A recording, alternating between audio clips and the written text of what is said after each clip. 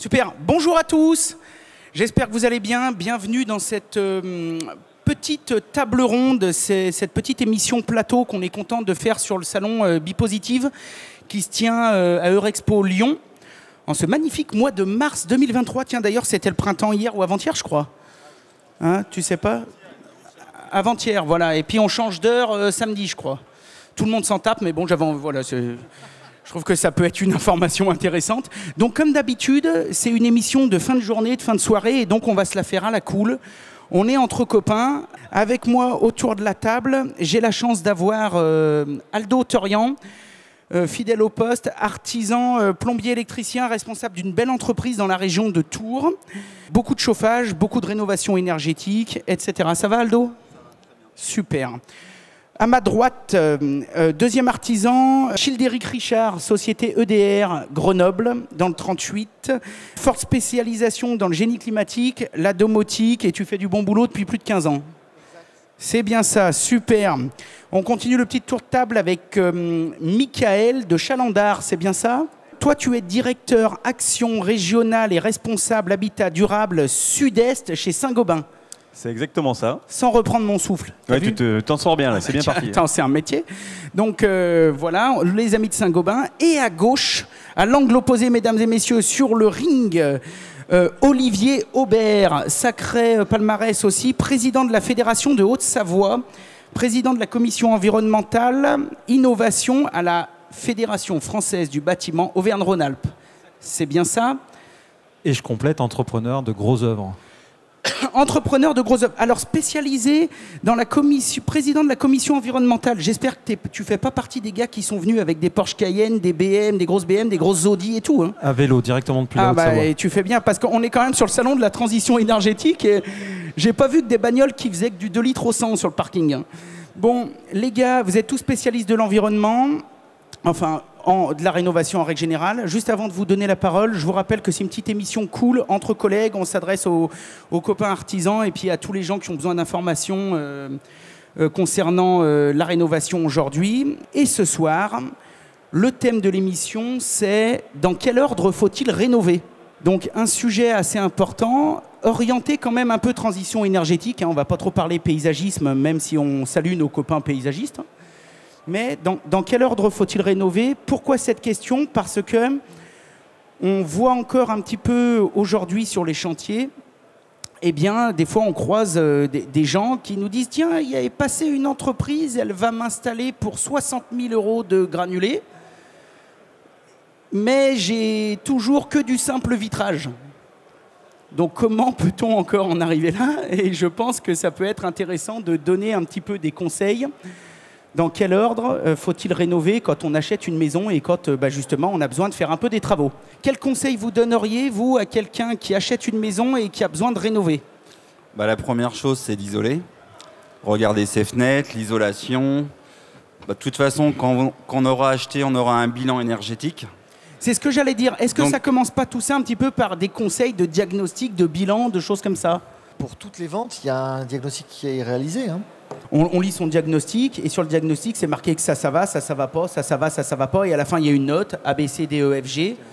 C'est ça, hein. N'hésite pas à prendre le micro aussi, Olivier. Alors, parce que toi, tu as une entreprise de gros œuvres, donc j'imagine que tu es confronté aussi à ces histoires de rénovation. Bien sûr. Alors sur des rénovations peut-être un petit peu plus grosses, qui vont au-delà de l'énergétique, mais en tout cas des vraies rénovations, c'est de poser les bonnes questions sur le diagnostic. En fait, effectivement, il y a un diagnostic thermique qui existe, mais je pense qu'il faut arriver à aller au-delà, c'est à identifier les points de faiblesse qu'on peut avoir sur le bâti, de manière à pouvoir les traiter en priorité. Et ce que tu disais vrai tout à l'heure, souvent c'est de commencer par une vraie bonne isolation. En tout cas, de se poser la question si l'isolation est suffisante ou pas, avant même de changer le système de chauffage.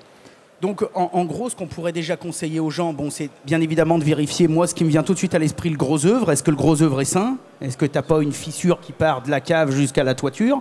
Ensuite, on vérifie la toiture tout de suite. Donc pour ça, on fait venir un bon charpentier qui vous dit « Oh, c'est bon, ça fait déjà 200 ans que c'est là. Ça bougera plus. Vous aurez plus mal aux dents, ça y sera encore. » Donc là, ça c'est réglé. Peut-être les VRD. Tu ne crois pas non plus que quand on prend une rénovation, l'essentiel, c'est quand même d'avoir un bon toit pour quels que soient les travaux qu'on va réaliser dessous. C'est la première chose. Je pense qu'il faut être hors d'eau, hors d'air, comme on dit dans le jargon. Si on a un bâtiment qui est hors d'eau, hors d'air et qui, à partir de là, est sain, on peut entamer dessous tous les travaux qu'on veut, hein. Que ce soit de l'électricité, de la plomberie, du chauffage, et que sais-je encore, faire des ouvertures ou quoi que ce soit. Donc une bonne toiture, on est bien d'accord, ça on vient d'en parler. Une fois que ça c'est bon, est-ce qu'on s'attaque aux menuiseries avant de s'attaquer à l'isolation? Peut-être oui, histoire d'avoir quelque chose de bien, une bonne base pour partir.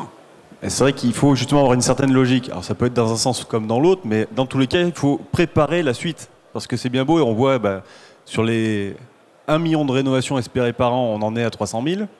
Ça, c'est la réalité actuelle. Enfin, moi, je préférerais qu'il n'y en ait que 200 000, mais qu'elles soient bien faites. Hein. C'est ce que j'allais te dire. En fait, quand on regarde rénovation globale, il y en a à peine 50 000. Ouais. Et sur celles-ci, lesquelles sont bien faites aussi. Donc c'est parce que c'est des fois compliqué en termes de budget, de respecter. Et bon.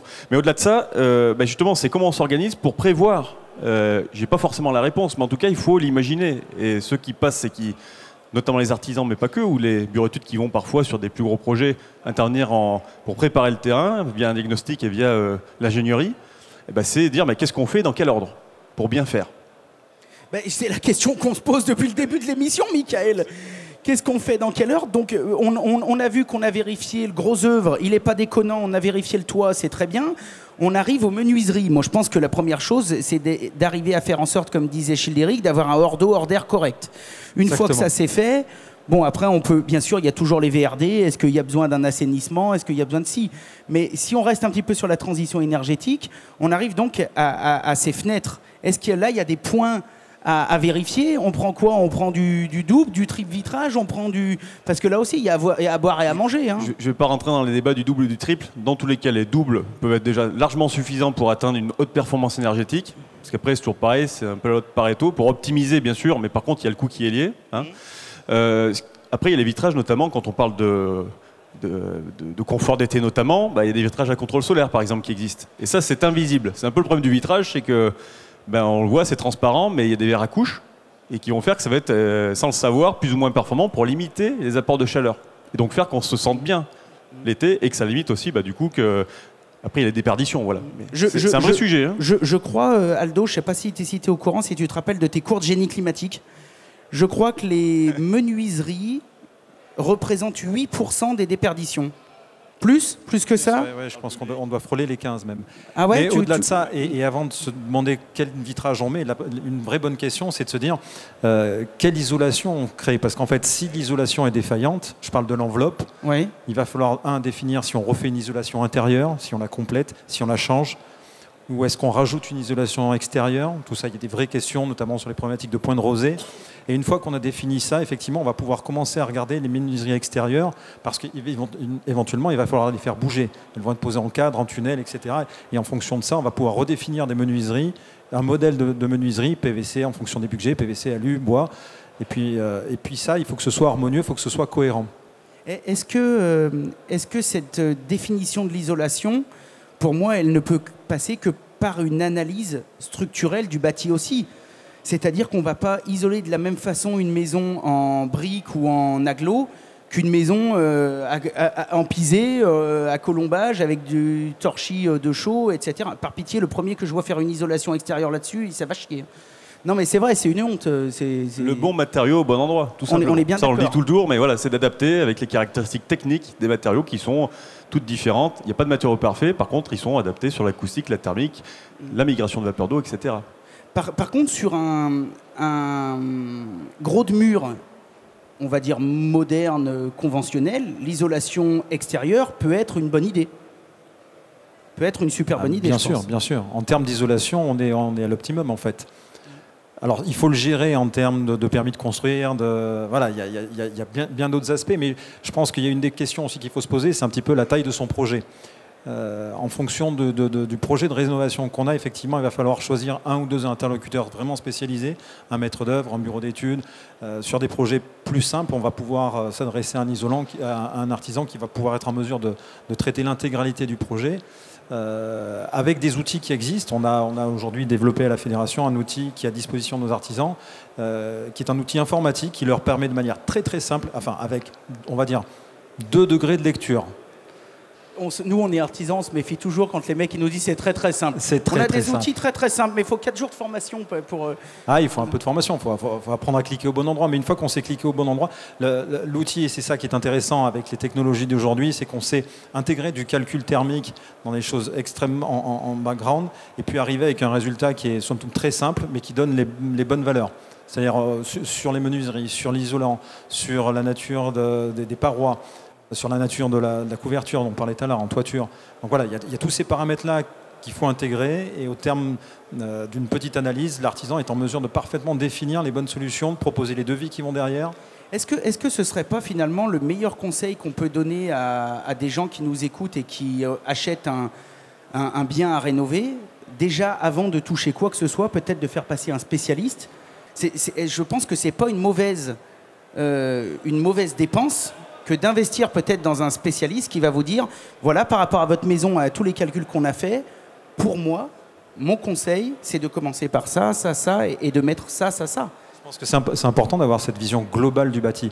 Parce qu'en fait, on va pouvoir définir, les priorités, c'est ce qu'on disait tout à l'heure, et en fonction de ce qu'on va mettre en œuvre en termes de coûts, on va aussi définir les outils derrière de chauffage. Enfin, Aldo, il connaît bien le sujet, mais la palette, elle est très large derrière. Donc, il va falloir être précis dans ce qu'on va proposer derrière. Et tout ça, ça découle vraiment du premier diagnostic qu'on aura fait, qui devra être global, nécessairement. Donc, diagnostic global obligatoire. On isole. Moi, à mon avis, il faut mettre le pognon dans l'isolation. Hein. Et c'est un chauffagiste qui dit ça, ça me fait mal au cœur. À l'époque, quand je disais ça, les chauffagistes me balançaient des trucs en me disant « tais-toi !»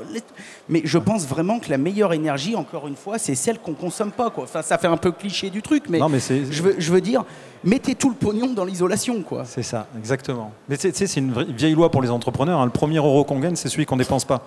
Donc typiquement, sur la maison, il faut réfléchir pareil. Il faut isoler en un. Effectivement, et ensuite on voit comment on gère derrière.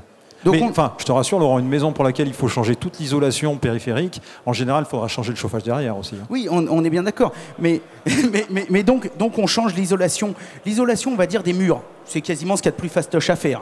On isole par dedans, par dehors, peu importe, il y a toujours une solution. Chaque fois que tu choisis un procédé, tu vas avoir une contrainte au regard. Si tu fais de l'isolation extérieure, pour le passage des réseaux en intérieur, tu n'as pas la même facilité par rapport à doublage intérieur.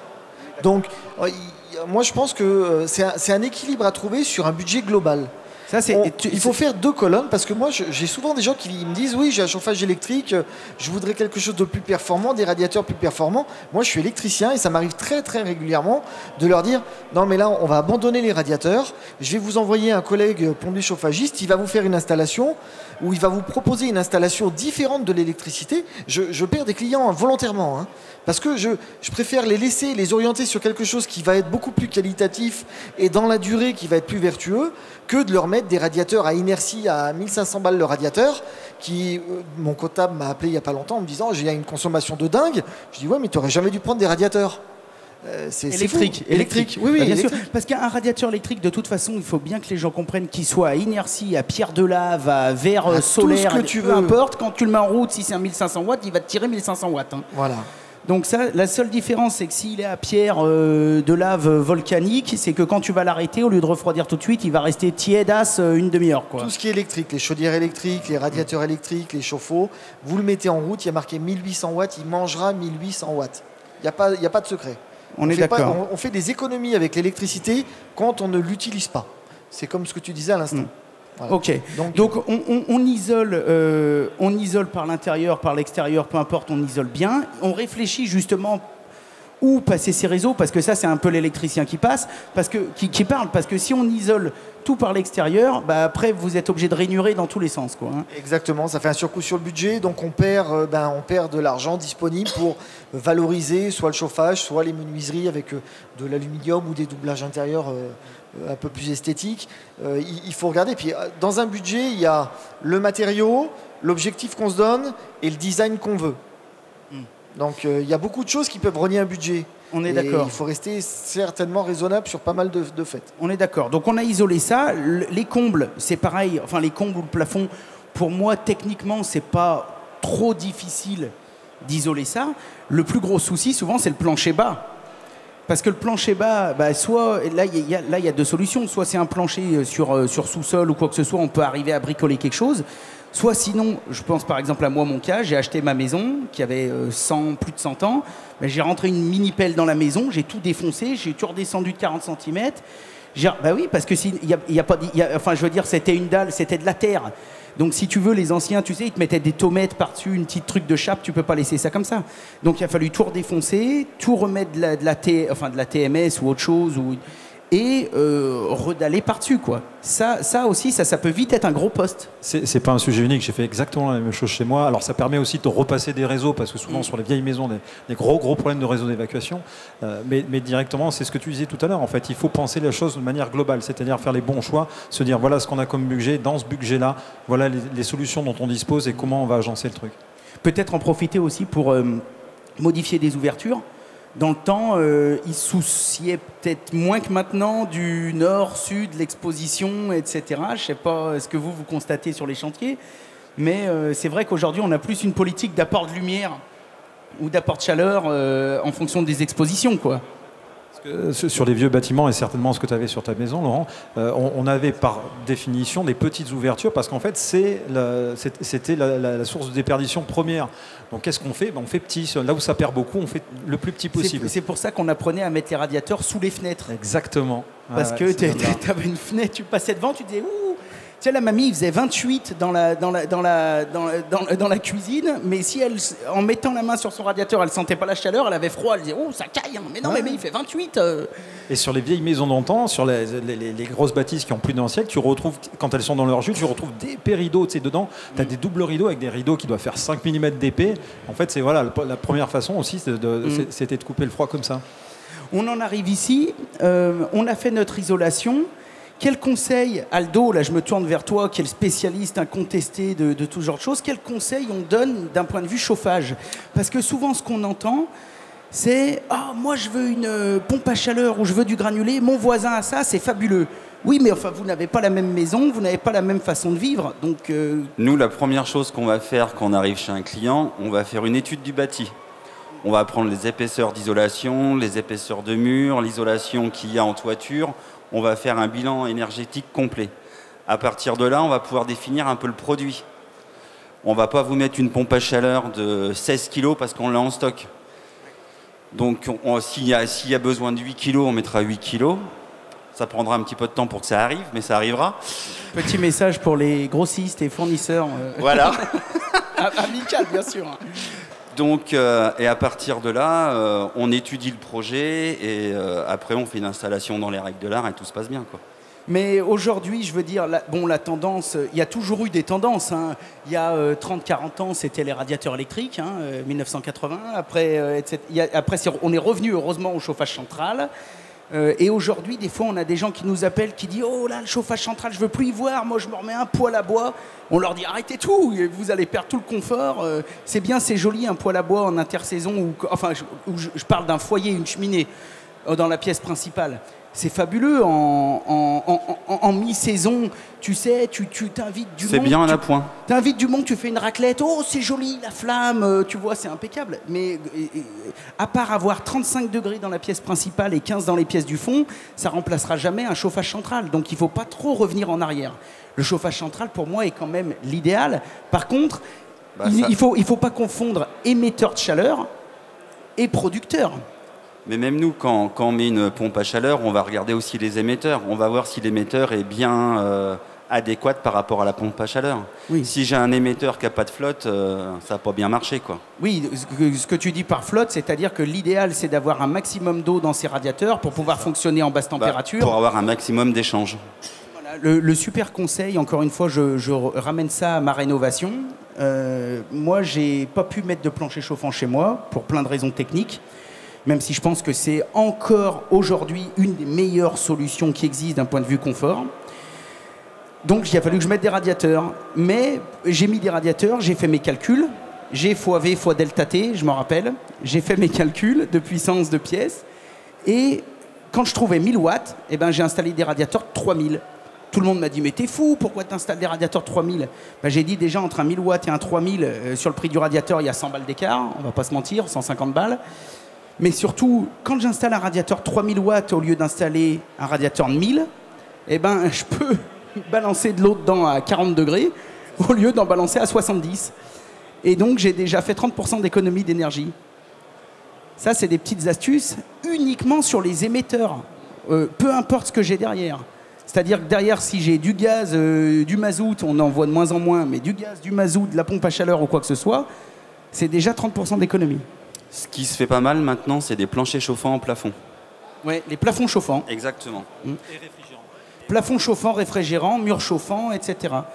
Donc ça, c'est plutôt pas mal. Toi, après, peut-être, tu viens y mettre un peu de domotique, parce que la pompe à chaleur, toi, t'en poses pas mal aussi, tout ce qui est pompe à chaleur. Enfin, je fais t'en pas mets la en pause, service. mais je mets en service pour une marque rouge et blanche. Ouais. Je mets des pompes à chaleur. Orange et blanche. Orange et blanche, pardon.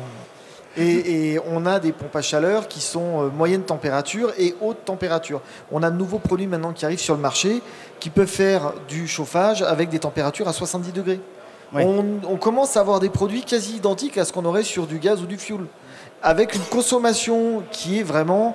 Il y a des COP qui sont à plus de 4. Donc 1000 watts consommés, 4000 watts restitués. On a quelque chose de super économique et qui a le même rendu que les anciennes chaudières qu'on avait fioul ou gaz. Ouais. Donc ta mamie qui avait la main qui se brûlait les doigts, elle pourra faire la même chose. Moi j'ai envie de me faire quand même un peu l'avocat du diable. Vous m'en voulez pas, hein, vous me direz si je dis trop de la merde, mais j'ai envie de me faire l'avocat du diable. J'essaye toujours de réfléchir quand je fais une installation, quand j'en conçois une ou quand je réfléchis, quand je vais en voir une, au fonctionnement logique. C'est-à-dire qu'il y a la mode, il y a la technique, il y a tout ce qui arrive aujourd'hui, et après il y a le bon sens paysan, tu sais, comme disaient les anciens. Si j'isole ma maison à mort, c'est-à-dire qu'au lieu de mettre, chez nos amis pour prendre une image, au lieu de mettre de la GR100, je mets de la GR160, j'isole à mort, j'accepte de perdre un petit peu plus de mètres carrés, j'isole tout à fond ma caisse. Mes menuiseries sont impeccables, tout est impeccable. Ma consommation, du coup, elle est ridicule. Je suis en basse température. Je consomme quasiment rien. Est-ce que j'ai pas intérêt à mettre une toute petite chaudière électrique couplée à du solaire thermique? Mon eau dans mon installation est systématiquement, tout le temps, peu importe l'année quasiment, à 17-18 degrés. J'ai un départ à 40. Avec mon solaire qui est sur le toit et 1400 litres de tampons, ma chaudière électrique qui m'a coûté, désolé pour tout le monde, hein, mais qui m'a coûté 800 balles. Il n'y a pas de conduite fumée, il n'y a pas de ramonage, il n'y a pas d'entretien, il n'y a pas de carte électronique de pompe à chaleur à 1500 balles qui va cramer au premier coup de tonnerre. Il n'y a pas de fluide, il n'y a rien, il n'y a que dalle. Ma chaudière électrique va tourner pour 10 degrés, avec zéro emmerde.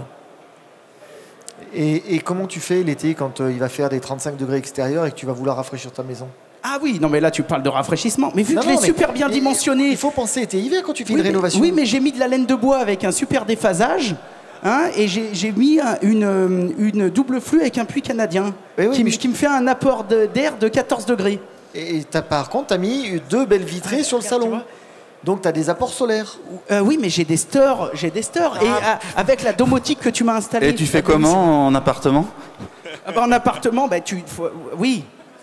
Bon. Mais en appartement, tu fais comment pour mettre une pompe à chaleur? Tu peux? Tu mets ça sur le balcon, dis donc. Je reste au gaz. Ah, tu restes au gaz. D'accord. D'accord. Mais ce que je veux dire, c'est que là, je me suis fait volontairement, bien évidemment, c'était un brin d'humour, je me suis fait volontairement l'avocat du diable. Mais ce que je veux dire, c'est que d'un côté, tu as quand même une solution simple, efficace, etc. Et de l'autre côté, tu as une install à 20 000 avec un peu de SAV. Je me fais volontairement l'avocat du diable. Je ne suis pas en train de dire que c'est ce qu'il faut faire chez vous. Mais ce que je veux dire, c'est que du solaire thermique, j'en ai installé dans le monde entier. Là, ça, je peux m'en vanter, même du photovoltaïque. Mais du solaire thermique qui est bien dimensionné, qui fonctionne bien, il te fait quasiment tous tes besoins en eau chaude. Enfin, tu peux avoir une petite résistance qui tourne pour que dalle. Et si tu es en basse température, avec les hivers comme on a eu, je te garantis que moi, le jour de Noël, j'aurais pu avoir 70 degrés dans le ballon. Hein. Mais si l'installateur a bien dimensionné sa PAC, tout se passe bien, mon Laurent. Oui.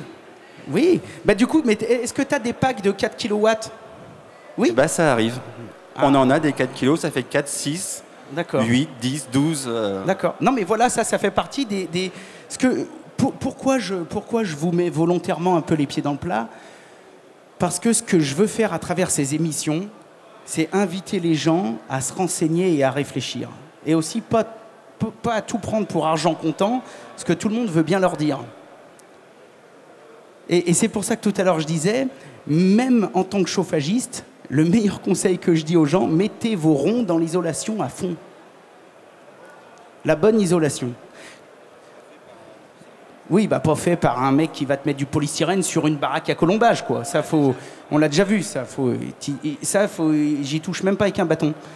On en est où? Domotique, est-ce qu'il y a des solutions domotiques pour améliorer sa rénovation et pour améliorer sa transition? Alors, il y a énormément de solutions qui existent, autant de solutions que d'envie client, je dirais. On a des thermostats connectés qui permettent de réguler sa température, enfin, ces émetteurs de chaleur, on les pilote. On a toute la domotique qu'on peut avoir avec les ouvrants, la gestion à distance des volets, des BSO, énormément de choses. On a le contrôle de la lumière, on a au niveau domotique, en fait, à partir du moment où on pense à quelque chose, on peut le réaliser. Le seul frein sera ton budget. Ah d'accord, oui, c'est le portefeuille qui commande, comme à chaque fois. Exactement, comme d'habitude. On est tous pareils. Vous, dans le groupe là-bas, chez nos amis de chez Saint-Gobain, la tendance, elle est à quoi? Enfin, je veux dire, qu'est-ce que vous observez par rapport aux ventes? Je veux dire, vous avez l'impression que non, mais ça m'intéresse. Ce que je veux dire, c'est que vous avez l'impression que les produits un peu biosourcés arrivent. Vous avez l'impression qu'il y a toujours une demande de produits traditionnels, ou qu'est-ce que vous constatez quand même? Alors moi, ce qui est bien, c'est que je peux parler un peu de tout en toute neutralité, entre guillemets, parce que je suis en transverse, et on a à la fois l'industrie où on fabrique la laine de verre et la laine de bois, et on a la distribution qui, du coup, distribue tout. Premier sujet, oui, le biosourcé, effectivement, il y a une vague très très forte, parce que ça a forcément du sens de développer ces filières qui ont, pour la plupart, justement, de faibles impacts environnementaux. Encore faut-il le démontrer tout de même. Parce que parfois on a des surprises. Oui, et encore, il faut-il que ça rentre dans une démarche logique. Parce que si tu me dis, moi je fais tout en laine de bois, mais que le bois que tu utilises pour ta laine a traversé le monde entier à grands coups de conteneurs, ça m'intéresse pas, on est bien d'accord. C'est là où on parle d'analyse du cycle de vie. Donc du berceau à la tombe, et d'ailleurs nous fabricants maintenant, on doit faire ces ACV au travers des FDES, les fiches de déclaration environnementale et sanitaire. Vous avez 28 critères, dont la ligne carbone. Donc il ne faut pas s'arrêter qu'à la ligne carbone, mais c'est déjà un critère important pour mettre sur 1 mètre carré d'isolant, pouvoir essayer de se dire l'impact il est de tant de kilogrammes de CO2 pour ce mètre carré d'isolant. Ça c'est un point de repère, et où en fait, quand on fait ces analyses-là, ces calculs-là, on se rend compte que la plupart des isolants sont, je ne vais pas dire bas carbone, c'est quoi bas carbone, mais en tout cas, l'impact est faible, que ce soit une laine de verre ou une laine de bois. Il y a très peu d'écart, parce qu'il y a un côté où matière noble, pour la laine de bois, on a une usine après, les écarts vont plus être sur les performances, sur tout ce genre de choses, quoi. En fait, c'est multicritères. C'est là où, moi, ce que je vois en tout cas qui creuse ces sujets-là, il faut parler d'acoustique, de thermique, de qualité, enfin d'impact sur la qualité de l'air, d'impact sur la pose. Voilà, il peut y avoir des poussières, etc. Puis sur la fin de vie, est-ce que c'est recyclable ou pas? Là aussi, des fois, on a des surprises, parce qu'il y a des additifs dans chaque matériau, en fait, il faut le dire, dans tous, pour qu'ils tiennent 50 ans à minima. Est-ce que le particulier qui est en train de rénover et qui écoute cette émission peut se renseigner quelque part de ça? Alors, c'est un sujet complexe du moment où, en toute transparence, de partout, on voit des informations qui sont plus ou moins prouvées, mais pour tous les matériaux, alors que les informations, nous, on les a, mais il faut les communiquer encore, et quel est le canal? Parce qu'on peut communiquer sur un produit quand on le fabrique, mais pour pouvoir les comparer, c'est pas à nous de le faire. Ça peut être par les distributeurs, mais il faut qu'ils aillent chercher l'information. Ça peut être par les acteurs publics, mais faut-il aussi qu'ils aillent chercher l'information là où elle est? Et c'est tellement complexe que, j'ai envie de dire, il faudrait qu'il y ait... déjà, première chose, le message, c'est qu'il ne faut pas opposer les matériaux, parce que moi, ce que j'en vois sur tous ces critères, c'est que le matériau parfait n'existe pas, et qu'au contraire, à partir du moment où il y a une démarche vertueuse de R&D, la plupart se défendent, tant les matériaux biosourcés que les matériaux minéraux. Je peux rentrer dans le détail, mais on ne va peut-être pas l'aborder là, mais en tout cas, sur le recyclage typiquement, la laine de verre, elle est recyclée à 50% à minima. Les bouteilles de verre qu'on met au recyclage, on en fait de la laine de verre, il faut le savoir. La laine de bois, ce sont des déchets des scieries, 60 km aux alentours de l'usine. Donc la matière première est top. Après, il y a un process industriel pour chacun qui fait qu'au final, on a des caractéristiques techniques, et c'est des sujets passionnants d'ailleurs. Mais il faut rentrer dans le détail. Et une fois de plus, attention aux raccourcis. Est-ce que ce serait pas bien ça, justement pour des gens comme vous, non mais qui nous représentaient, qui représentaient un petit peu la profession, est-ce que ce serait pas bien, est-ce que d'ailleurs ce serait pas à vous de faire un peu ces baromètres? À tout point de vue, je parle. À tout point de vue, et en plus peut-être de montrer du doigt, vous qui êtes normalement neutre, je pense. Est-ce que vous ne pourriez pas faire une sorte de baromètre, quitte à afficher les mauvais élèves?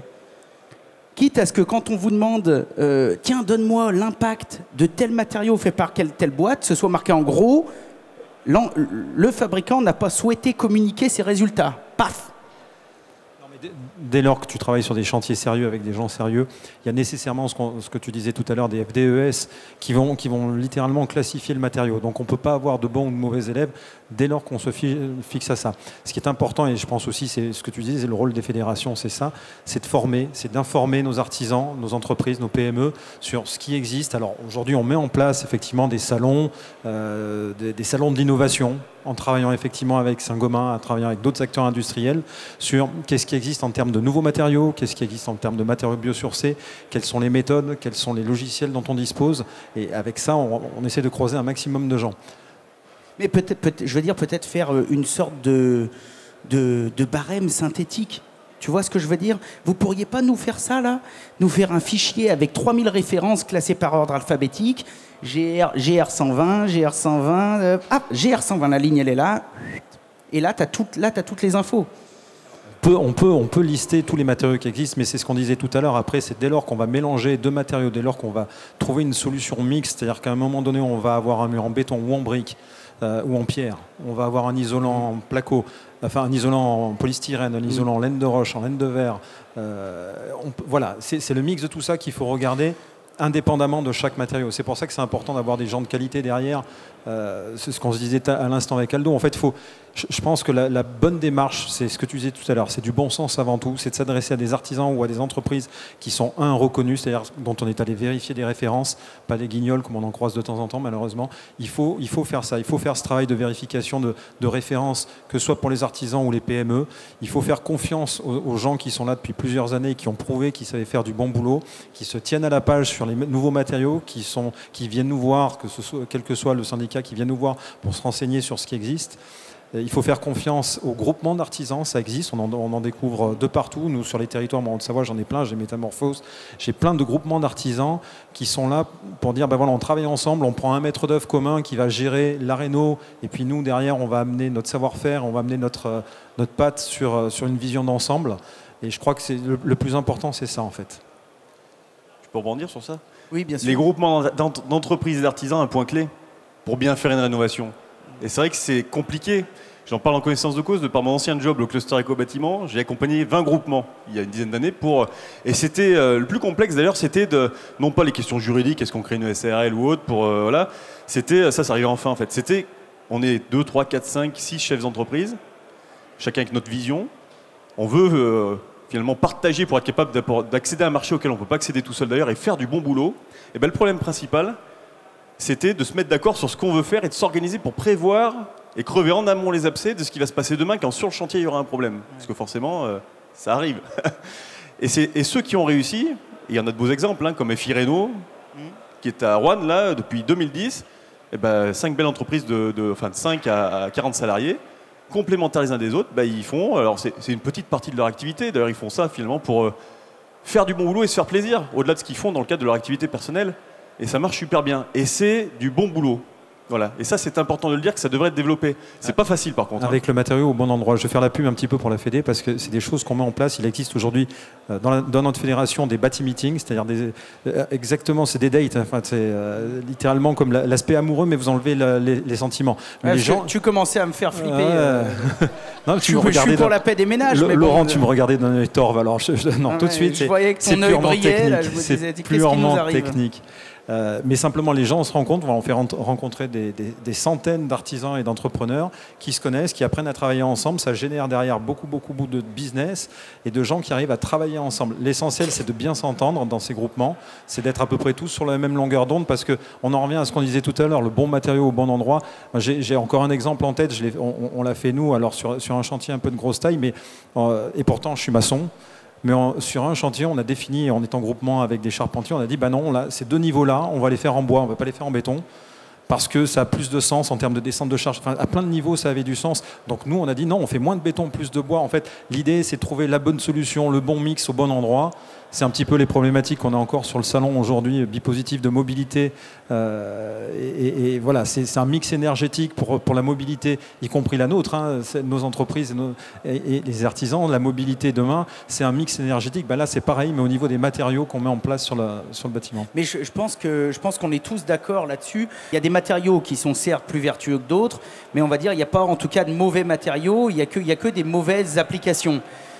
Aujourd'hui, on le voit souvent, nous, parce que, comme je vous disais tout à l'heure, un petit peu en off, on a la chance de rencontrer, nous, de par notre métier, un petit peu l'ensemble de la chaîne. Donc, en gros, ça va du client final jusqu'au fabricant, hein, avec les distributeurs, etc. Et on se rencontre également quand on discute avec beaucoup de fabricants. En ce moment, on discute, par exemple, beaucoup avec des chauffagistes, des fabricants, pompes à chaleur, etc. Quand on arrive à récupérer un petit peu du statistique ou du truc comme ça en SAV, etc., plus de 90% des problèmes sont liés à des défauts d'installation et non à des défauts de matériel. Aldo, tu peux peut-être confirmer? Ouais, en fin de compte, il n'y a pas de mauvais produits, on va dire. Voilà, il y a peu... Il n'y a que des mauvais poseurs. Disons que plus ça va, plus la technique s'améliore. Et malheureusement, plus ça va, plus de par tous les systèmes qui sont mis en place, bon ou mauvais, c'était le débat d'hier, on ne va pas rentrer dedans, mais les aides, etc., attirent peut-être une certaine forme d'installateur un peu opportuniste, qui fait qu'on se retrouve avec des gros problèmes, et pour lesquels, des fois, le client, des fois, fait un peu le raccourci en disant « Ouais, j'ai mis du solaire, c'est de la merde ». Non, le solaire, c'est super bien.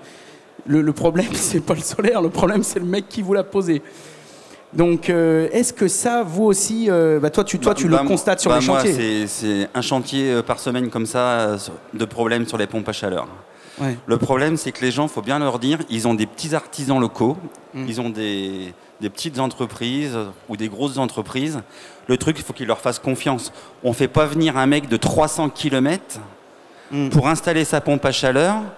Le mec, vous allez le rappeler, il ne reviendra jamais. Lui, ce qu'il a fait, il a vendu. Moi, je vais arriver sur l'installation, je vais dire non, je ne touche pas. Pourquoi? Parce qu'après, c'est moi qui vais être responsable de l'installation. Ouais. Donc, arrivé à un moment, les gens, il faut qu'ils soient raisonnables. Il faut qu'ils prennent des entreprises locales et ils se préserveront de tout problème, quoi. Je suis assez d'accord. Et puis, le fait de prendre aussi des entreprises locales, ça permet d'avoir ce qu'on appelle dans la profession pignon sur rue. Parce que l'entrepreneur local, c'est lui qui a peut-être fait chez le voisin ou chez le fils de la coiffeuse ou quoi que ce soit. Et comme on en parlait hier, c'est le gars qu'on va trouver au bal du foot, au loto de, j'en sais rien, de la kermesse de l'école, etc. Et donc, c'est un gars qui aura plus de mal à se planquer derrière un pot de fleurs quand on va le croiser dans la rue en allant chercher le pain. Mon premier patron disait « La bonne réputation prend l'escalier, la mauvaise prend l'ascenseur ». Un petit artisan local, ça pardonne pas.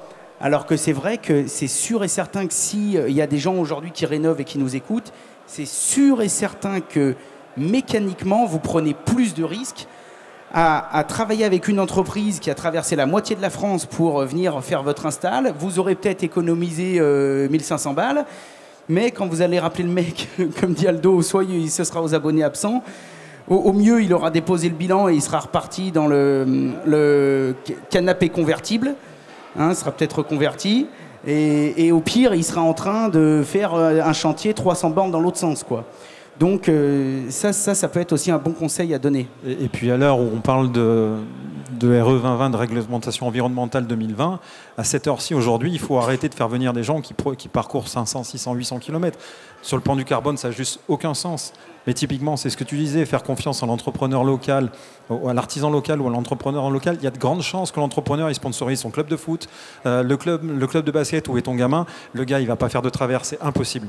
C'est impossible, il n'a pas le droit. Et cet entrepreneur local, il pourra aussi te conseiller d'autres entrepreneurs auxquels il a entièrement confiance. Parce que le bouche à oreille, il existe entre clients, entre particuliers, mais le bouche à oreille, c'est aussi le contact que moi, électricien, je vais pouvoir donner sur un plaquiste ou un peintre. Parce que c'est des gars avec qui je bosse depuis 15 ans.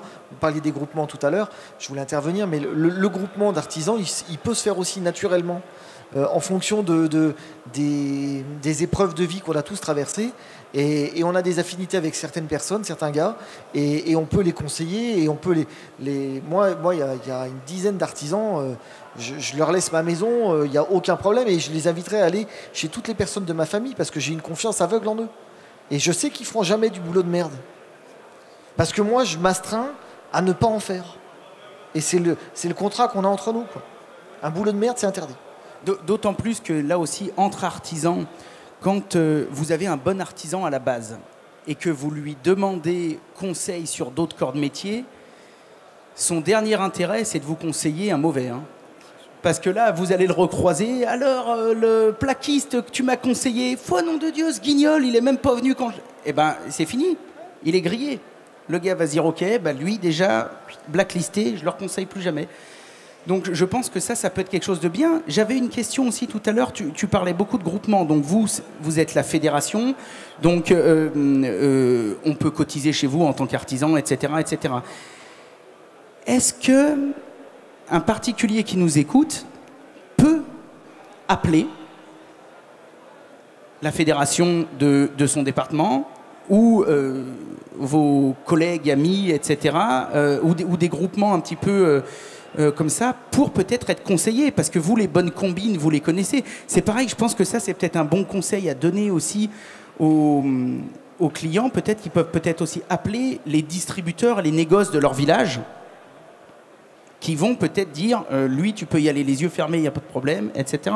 Ça, c'est un service que vous rendez aussi ou pas? Ça fonctionne après par département, mais on a aujourd'hui des outils informatiques, des sites internet sur lesquels tu as des cartos des adhérents de la fédération. On retrouve ça par métier.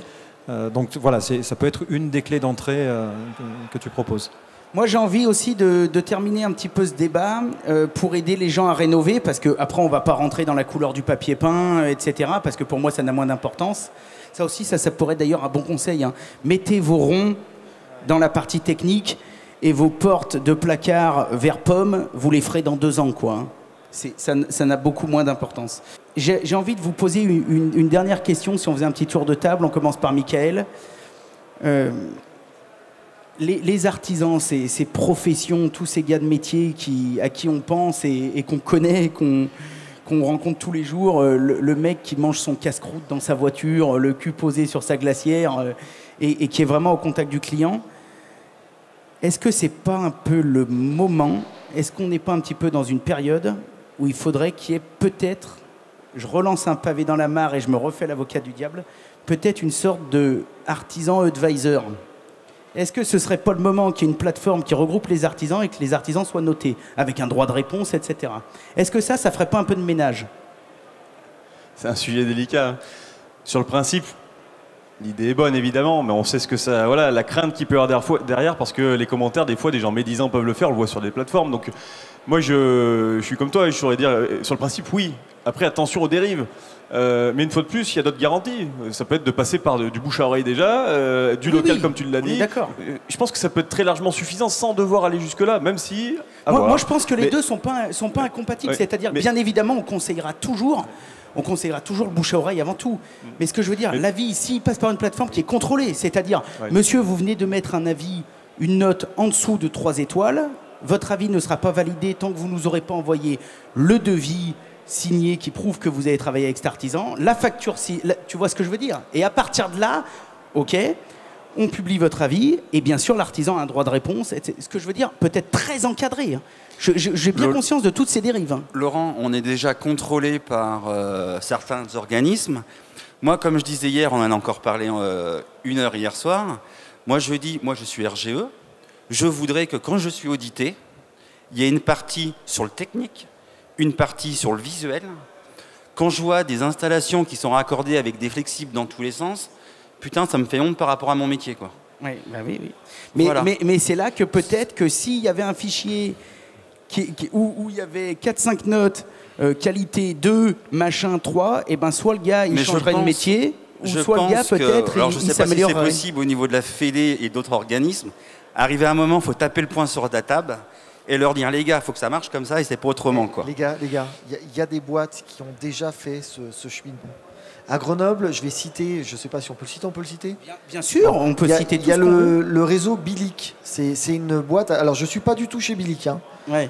Moi, je suis nulle part d'ailleurs. Même pas 2-3 actions, rien. Non, rien, pas d'action. Rien. D'ailleurs, si Bilic pense à moi. Donc, non, il y a le réseau Bilic, par exemple, que je connais au travers de divers collègues artisans qui y sont, des paysagistes, des chauffagistes, des maçons, des peintres. Le réseau Bilic, c'est tout simple. On parlait tout à l'heure.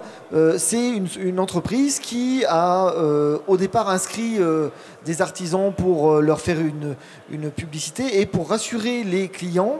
En fait, chaque client va regarder sur Bilic les notes, les chantiers, les appréciations clients. Et comme tu le disais, quand effectivement il y a des appréciations négatives, la directrice de Bilic à Grenoble, elle appelle, elle prend le téléphone, elle appelle les clients, elle demande les tarifs, elle demande pourquoi, et l'artisan doit justifier.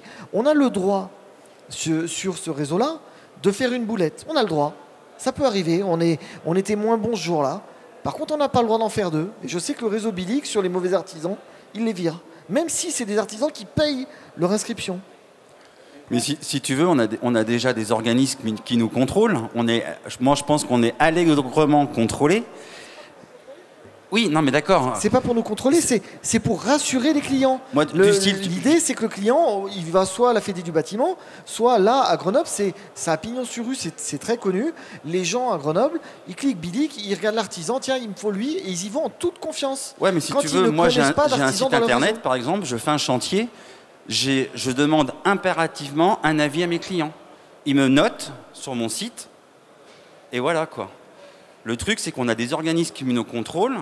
Comment veux-tu que tu te fasses contrôler? Le mec, il est RGE comme toi, mais moi, je dis que je ne fais pas le même métier que ces gens-là. Eux, c'est des poseurs de flexibles. Moi, j'ai dimensionné, j'ai fait le boulot dans les règles de l'art.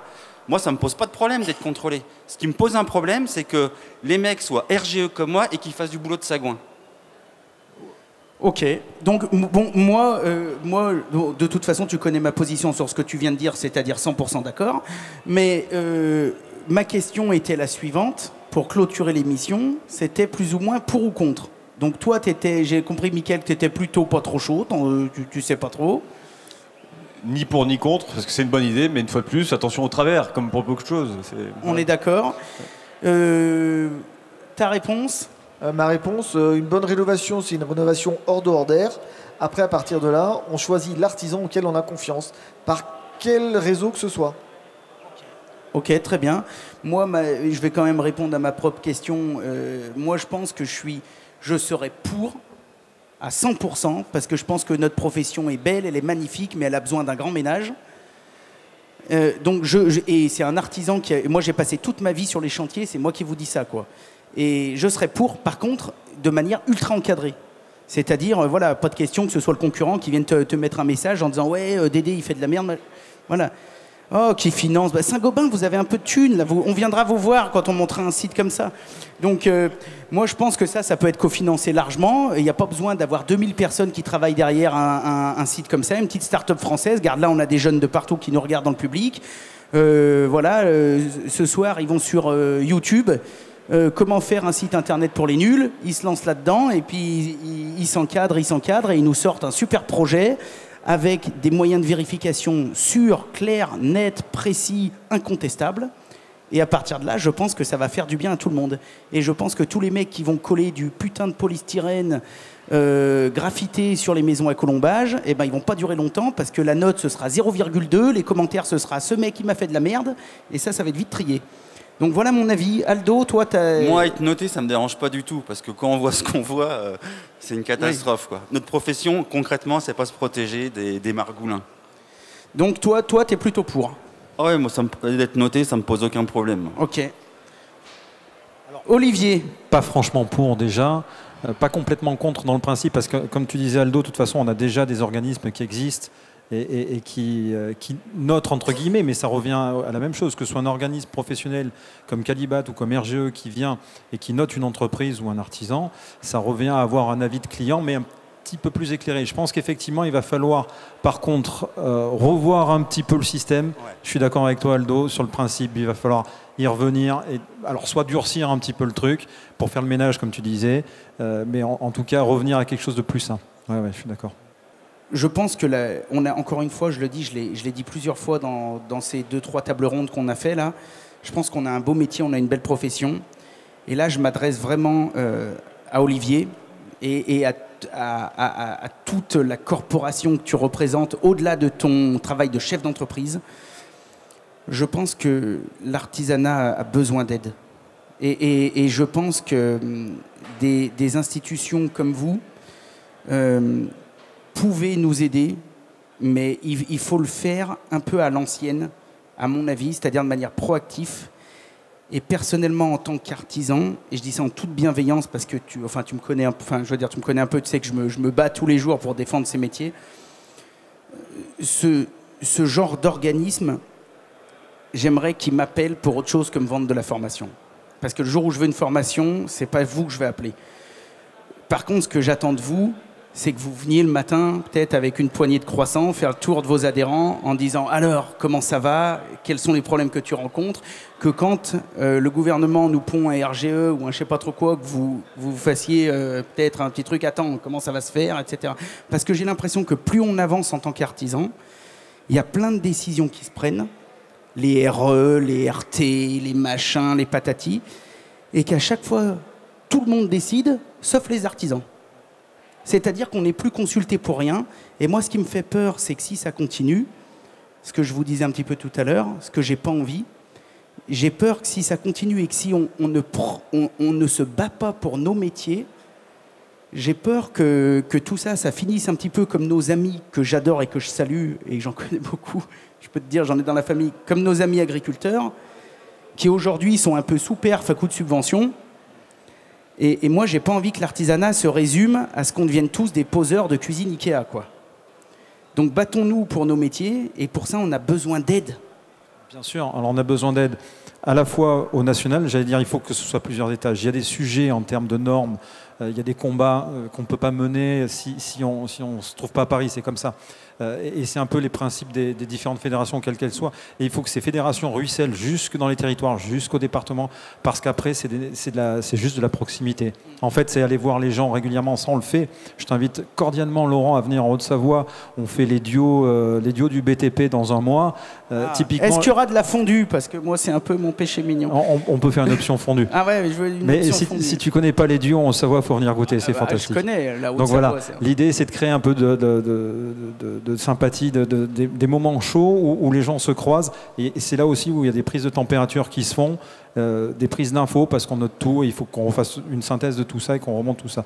Donc c'est vraiment des travaux de fond, mais qui existent encore aujourd'hui, ouais, bien sûr. Et puis, je terminerai juste là-dessus. Je suis d'accord avec toi, c'est un métier qui est extraordinaire.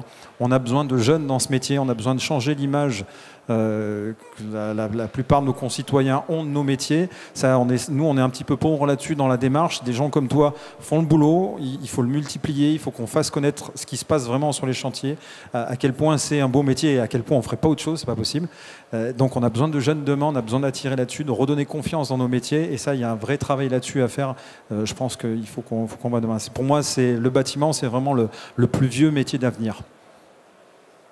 Donc c'est vrai qu'on forme beaucoup d'apprentis, mais là aussi il faudrait faire bouger un peu les choses. On leur demande de faire des pièces, etc. Le niveau a énormément baissé. Le truc, c'est que moi je m'occupe de l'apprentissage, j'adore l'apprentissage. J'ai été pendant 14 ans formateur en génie climatique. Ça me fait mal au ventre quand Laurent a passé son BP il y a quelques années, il y a 2 ans.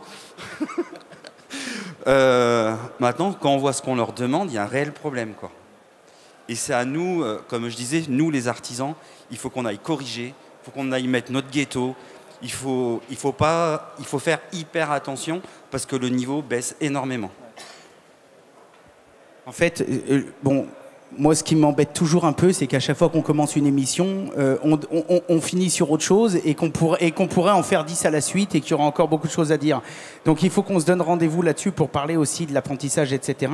Mais c'est vrai que pour terminer sur la note que disait Aldo, Aldo et Olivier et tout le monde, parce que vous aussi, en tant que groupe Saint-Gobain qui avait un poids quand même conséquent sur les décisions, vous pouvez aussi appuyer de temps en temps à 2-3 endroits en disant « Hé là les gars, Ok, nous on est là pour vendre parce qu'on est un industriel, mais il y a 2-3 trucs quand même là, ça il faut quand même, etc.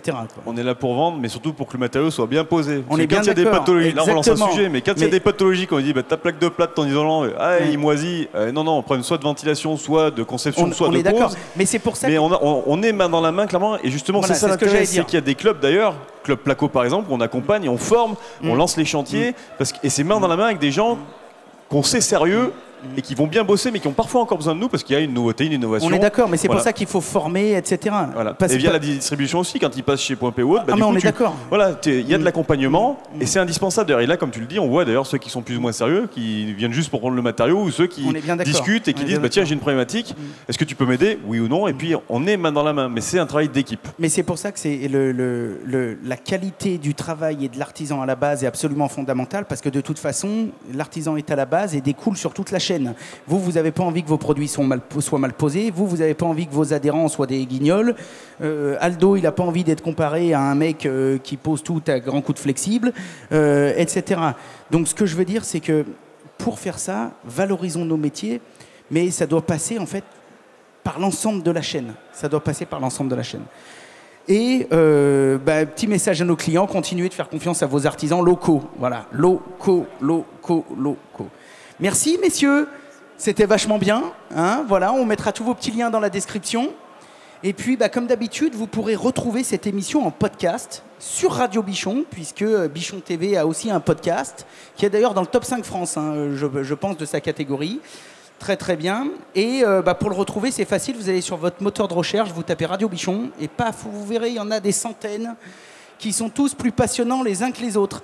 Merci à tous, bonne soirée. Et puis voilà, ça va être l'heure d'aller rejoindre Olivier sur son stand pour boire un coup. Hein, allez, c'est parti. Merci, on rend l'antenne. Et merci à notre superbe public qui était assidu. Hein.